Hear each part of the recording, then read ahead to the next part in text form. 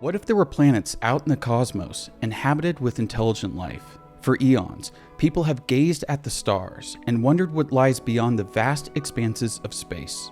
If aliens do exist, why haven't they contacted us? Maybe they have and we just don't know it. Maybe they came to Earth millennia ago and were seen as gods. Perhaps Osiris, Zeus, Odin, and all the rest of the ancient gods in their extensive mythologies were humanity's way of describing aliens. When we encounter aliens, what will they be like? Will they be conquerors, viewing us as mere nuisances in their quest for control of the galaxy? Will they be benevolent, arriving here on Earth to spread ideologies of peace and advance our civilization technologically? Will their intellect be greater than ours, potentially greater to such an extent that our tiny human brains couldn't even comprehend them?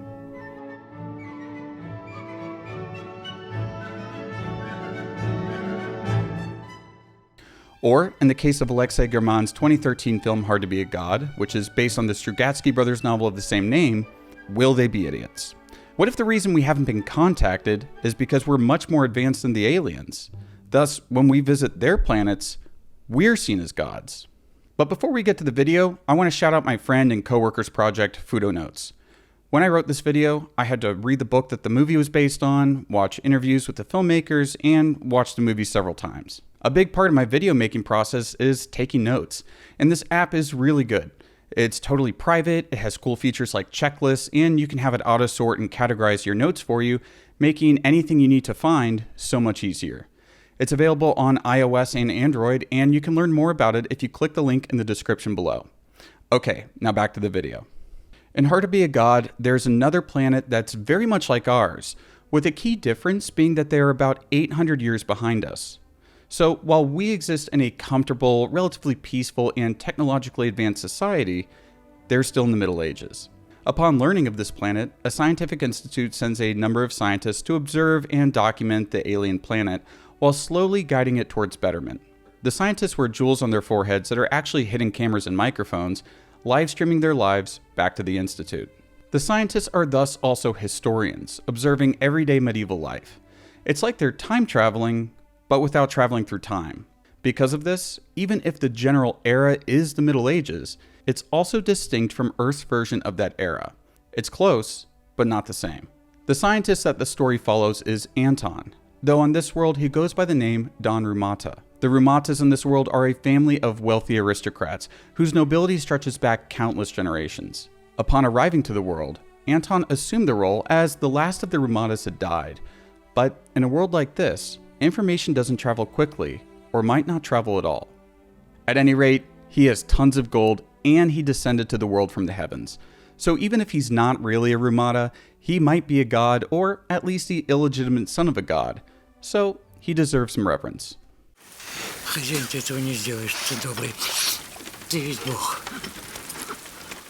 He maintains a high status in the kingdom of Argonauts, and his status as a nobleman grants him access to the king and all the other nobility, although there's nothing noble about anyone in the story. The story starts years after he arrived, and we witness, through him, the transformation of the kingdom from a place that was due for a renaissance to an anti-intellectual totalitarian state. The initial enforcers of this change are the Greys. They're made up of shopkeepers and other such peasants, and their violence against the intellectuals stems from a crude class hatred. They're the uneducated or undereducated, and they have a base resentment for those in their society who can read or create art. They're anti-knowledge and anti-beauty, but there's barely any philosophy behind their hatred. The Greys then succumb to the Blacks, zealous monks and priests who are part of an authoritarian religious order called the Holy Order. They are reminiscent of the Inquisition, but even if they appear similar to Christian clergy, they aren't. Like everything else in this world, the Holy Order feels familiar, yet alien. There's no talk of Jesus or the Christian God, but Holy Mika, a deity that we don't actually get to know that much about. When the Holy Order takes over, they make the Greys look inoffensive and ineffectual by comparison. Random acts of violence give way to highly organized mass killings. Not even the aristocracy is safe. They must pay for previous offenses, great and small. Speaking ill of Don Reba 2 years prior cost one aristocrat dozens of lashes. And that leads us to the main antagonist of the story, Don Reba. If Don Rumata's job is to help the kingdom, then Don Reba's goal is to destroy it for his own benefit. We get more context about his character in the novel. He's a petty bureaucrat who failed upwards, and now sits next to the throne of the king. The king is completely useless. He's a total bore. And so Don Reba just does what he wants, and what he wants to do is scheme. All his actions are intended to increase his power, but they all inevitably come back to bite him, so he has to resort to treachery to save himself. He managed to graze and worked with the Night Army, which is a name for Wog of the Wheel's band of criminals, to secure his power, but shifted alliances to the Holy Order when he felt like he had lost control of those factions. Even still, after having the Order exterminate the Greys and the criminals, Don Reba's fate doesn't look too good. But this is a guy who ordered the murder of countless innocent people just so he wouldn't lose his own head. He's a scheming coward of a man with absolutely no principles or loyalties, willing to turn on anyone at the drop of a hat. Don Rumata sees through him, but the other Dons, those who aren't from Earth, think Reba is the greatest. Do they actually think that? Or are they afraid of saying otherwise? Maybe out of some survival instinct, they convinced themselves that the BS they were spouting was actually true. That leads to a running gag that's more prevalent in the book than in the film. The people have names for places that are accurate, but the official names are the opposite. For example, the towns of Deadtown, Gallowland, and Robberdale have had their official names changed to Beloved, Blessed, and Angelic. The tower in which they torture and kill people in Arkanar is called the Mary Tower, sometimes translated as the Tower of Joy. The book explains that it got its name because a band would play music outside the tower to cover up the screams of the prisoners. Over time, the band played less and less, until finally stopping altogether. The screams remained. So there's all this court intrigue that results in a coup and a totalitarian takeover by an extremist religious group. But how do the average citizens of the kingdom feel about all of this? Well, the peasants are mostly all idiots. They seem to enjoy living in the filth, and they encourage the slaughter of the bookworms and the artists. They might be afraid that one of these groups might come after them at some point, but they're complacent in their fear. They're just thankful that it's not them that's going to the gallows today. Who knows what might happen tomorrow? Besides, rocking the boat in any way is probably a death sentence. Now, there are some people that Don Rumata finds to be above the rest. Kira, his lover, is one such person. In the book, he describes her as being too pure for the world and imagines a life with her back on Earth. Kira is a sensitive woman born in the wrong time and on the wrong planet. There is another non-aristocrat that Rumata puts his hopes in, the healer known as Budak. Budak is one of the intelligentsia that's still alive, and Rumata tries to find him over the course of the story, as it was discovered that Budak was kidnapped by Don Reba's men while traveling. There is a bit of a difference between Budak in the book and Budak in the movie. In the book, he's described as having intelligent eyes, but he's cowardly and apathetic to what's happening, and he's also not as smart as Rumata had hoped. In the movie, he's a complete dullard. In both the book and the movie, the hope of enlisting a great mind like him keeps Rumata going. He vainly thinks that if he can just get a hold of Budak, then maybe some good can be done. Once he has Budak in his custody, he realizes that the situation might be a bit more hopeless than he expected. And one of the story's most important conversations happens between Rumata and Budak. Rumata is asking him to advise him on how to make a better world. I'll read an abridged excerpt right now. Rumata, what, in your opinion, should the Almighty do for you to say, now the world is good and kind?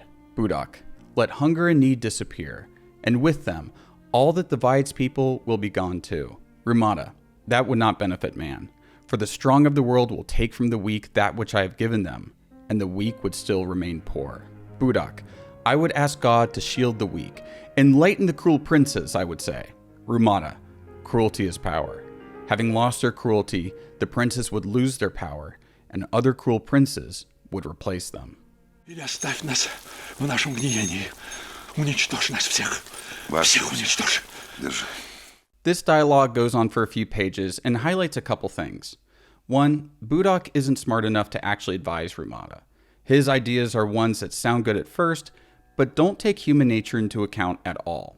Also, Rumata is realizing that there are no easy solutions for him. There are major downsides to even the most well-intentioned goals. Human nature keeps the gate of utopia shut to us. Later on in the conversation, he wonders if they should just mass hypnotize the planet into being good, but even that is not a perfect solution, as he posits that they would be wiping out one mankind and replacing it with another. Do you let people forge their own paths, even if they are cruel, violent, and imperfect? Or do you strip them of their identities, of their histories, of their free will, so that they can conform to your idea of good? Rumata is not a god. He is just a man tasked with God's work, and it slowly breaks him. You might say that it's hard to be a god. I had to do it. And as I said, he isn't even a Rumata. He's Anton, a scientist from Earth. Rumata is his undercover identity. On Earth, he wouldn't shove people around, and he certainly wouldn't beat up peasants. He has to act that way to keep his cover. He's an aristocrat, a god, and above all, a man just doing his job. He actually has quite a bit of pity for the people on this foreign planet, but his well of pity is drying up, and his conflicting identities that he holds tear his psyche apart. This will not lead to a good end. But before we get to the end, I've been talking more about the book than the film, or I guess I've been combining their stories to talk about them at the same time. I mean, the stories are the same for the most part, but Guillermin obscures a lot of the story in the movie. I know a lot of people complain that the movie is hard to follow, and I think that's the intent. We're introduced to a lot of characters at once, major story beats are told to us in these easy-to-miss offhanded remarks, and sometimes in images that we can miss if we blink. It's one of those slow-paced movies that if you stop paying attention for any amount of time, you'll be totally lost. Hell, you might be lost even if you are paying attention. This goes against all conventional ideas of storytelling in film. So why would Guillermin do this? Well, I think the point of the movie isn't the plot, if we're using that word in the conventional Hollywood sense, but in the setting and atmosphere. Everything is covered in filth. Guillermin fills each frame with movement and textures. Water, mud, shit, piss, and snot covers all the surfaces, and the crisp black and white cinematography accentuates the muck. The camera weaves in and out of buildings and crowds of people, with extras walking right into the foreground as the main characters talk. Sometimes they put their hands into the foreground or shove a chicken into our faces. It's claustrophobic and at times overstimulating. The sets feel medieval, but they also don't feel like what one would expect from a typical medieval period piece. They're cluttered and shoddy, and it's hard to tell the difference between a seedy tavern and a royal court in this kingdom. Death hangs in the air everywhere, from the corpses hanging in the gallows to the forgotten bodies rotting in the streets. Visually, it's beautifully disgusting. The sound design, which took years to construct, is the real star of this movie. Actually, Guillermin died before the film released, and so his son had to finish the film in his stead, with the biggest focus in post-production being on the audio. There are constant clinks of metal, sounds of boots and mud, dripping water, and a whole host of sounds that really sell the griminess of this world.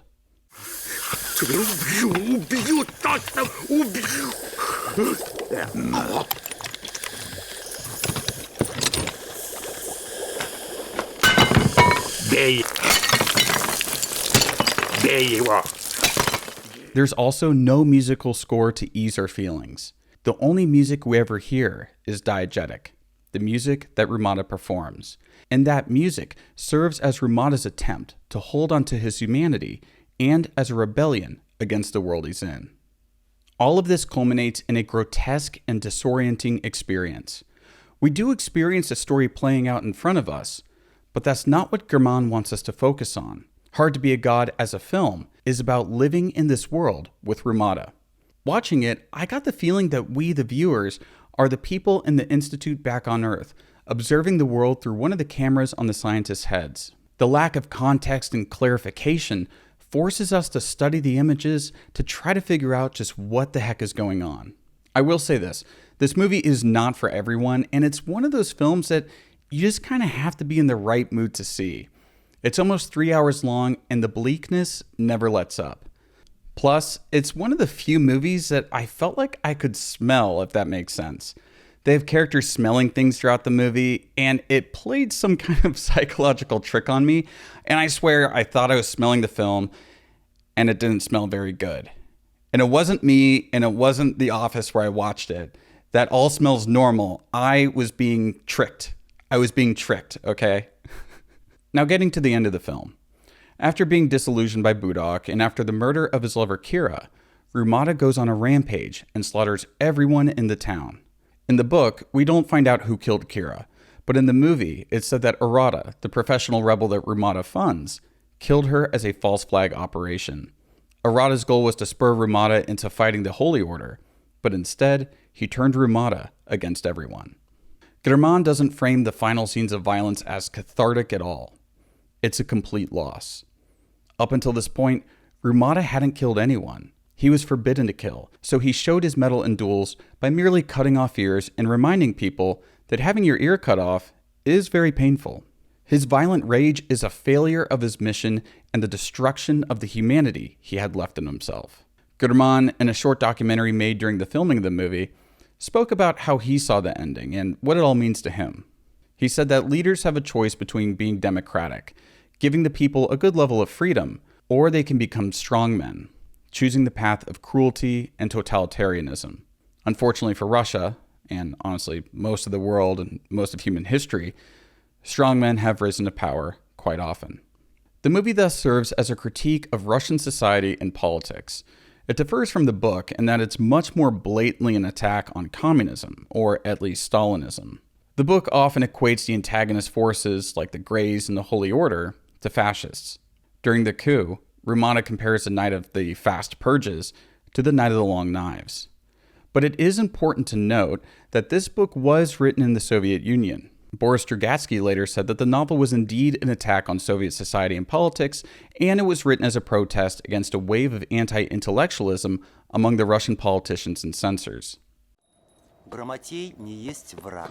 Враг есть грамотей, усомнившийся. The fact that Boris, in his afterword to Hard to Be a God, refers to Khrushchev as Nikita the Corn Man tells me that he's not exactly his biggest fan.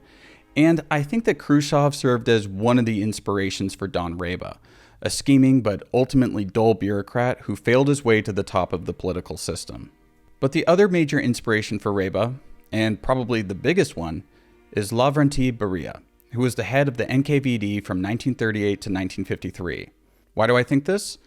Well, the character's initial name was Rabia, an anagram for Beria. The Strugatsky brothers changed it to Reba, so it wouldn't be as obvious to people who the character was supposed to be. The movie stays away from showing us any kind of modern tech, save for one scene, but the book goes much more into the technology and what life is like back on Earth. Earthlings in the novel live in a kind of utopian state where reason and kindness rule. It serves as a stark contrast to the world in which the story takes place, and can be seen as the Strugatskys juxtaposing these two worlds to compare an ideal versus its reality. Or maybe it's comparing the Strugatskys' idea of communism and what it should be with how the government goons actually want communism to work for them. But even with their obfuscations, Boris wrote that it was difficult to get the book published, and that some officials were definitely not happy with their novel, with some of the big guns accusing them of abstractionism, surrealism, and pornography. Thankfully, in that period of time, which is referred to as the Khrushchev thaw, they could still release the book and respond to the attacks by their critics. A little side note for people who don't know about the Khrushchev thaw. It was a period of time in the Soviet Union when Khrushchev was enacting de-Stalinization policies that included easing up on censorship and repression. It was in this period that we saw the rise of prominent Soviet directors like Tchaikovsky and Danube. However, even during the thaw, there was an unease about how long it would last, and if art that was created under these looser restrictions would be used against them in the future. After the Cuban Missile Crisis of 1963, and with agricultural shortages looming, the Strugatskys and many of their contemporaries saw one lax government tightening their grips on culture and expression. The anxiety of a return to an age of repression served as a creative fuel for Hard to Be a God. To quote Boris, "We were being governed by goons and enemies of culture. They will never be with us. They will always be against us. They will never let us say what we believe is right, because what they believe is right is completely different. And if for us, communism is a world of freedom and creativity, for them, communism is a society where the people immediately and with pleasure perform all the prescriptions of party and government." You know what's funny? The original idea of the book was that it would basically be Three Musketeers in space. The end result is much, much different. But since Grman made the movie after the collapse of the Soviet Union, he could be more open about its critiques of that regime. That's not to say that he had an easy time making the movie, though. He had initially tried adapting it in the 60s, but it was deemed politically inappropriate after the Soviet invasion of Czechoslovakia. He finally managed to begin production in 2000 and shot it intermittently over the course of 6 years. The editing also took several years, and he died before finishing the movie. His son, Alexei Grman Jr., and also Svetlana Karmelita, finished the film for him. Now that we're wrapping up, I want to read an excerpt from Nietzsche's The Gay Science to leave you guys something to think about. I'm sure that you've heard part of this excerpt before. God is dead. God remains dead, and we have killed him. How shall we comfort ourselves, the murderers of all murderers? What was holiest and mightiest of all that the world has yet owned and has bled to death under our knives? Who will wipe this blood off us? What water is there for us to clean ourselves? What festivals of atonement, what sacred games shall we have to invent? Is not the greatness of this deed too great for us? Must we ourselves not become gods, simply to appear worthy of it? Rumata became a god in the eyes of the people he studied. Was he holy enough, mighty enough? Was he great enough to remain a god? How much blood is on his hands? Maybe he didn't kill before the ending, but he permitted Don Rebus' purges. He could have stopped him, but he didn't. Maybe he intended for his inaction to be benevolent or to keep his cover, but the result was tragic. And when he did take action and he slaughtered all those people, he didn't prove to himself or to us that he was a god, but that he was just as low and just as animalistic as his victims. And what did he accomplish? He murdered the people in the kingdom, but there are other kingdoms, and from what we know, the other kingdoms aren't as bad as Arkanar. Maybe he was witnessing a dark blip, an anomaly during the long march of history. Societies, cultures, attitudes, and civilizations change over time. Maybe if he was a god, he could have seen the larger picture, but he didn't. Now, for this kingdom, there's nothing to change. I've been the Kino Corner, and I will see you all in the next video. Что Богом быть трудно.